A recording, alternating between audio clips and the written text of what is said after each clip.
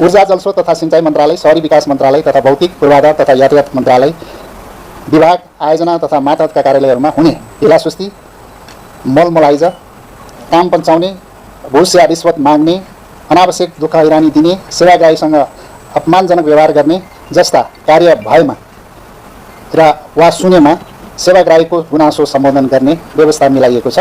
यस सम्बन्धमा कुनै गुनासो वा सुझाव भएमा तल दिएका माध्यमहरू प्रयोग गरी जानकारी दिन सक्नुहुनेछ। ऊर्जा जलस्रोत तथा सिंचाई मन्त्रालयसँग सम्बन्धित इमेल टेलिफोन नम्बर 42111511 र हटलाइन नम्बर 1151। शहरी विकास मन्त्रालयसँग सम्बन्धित इमेल एड्रेस यहाँ दिएको छ, टेलिफोन नम्बर 42000011। भौतिक पूर्वाधार तथा यातायात मन्त्रालयसँग सम्बन्धित इमेल नम्बर तपाईँलाई प्रोभाइड गरिएको छ, टेलिफोन नम्बर 42111720।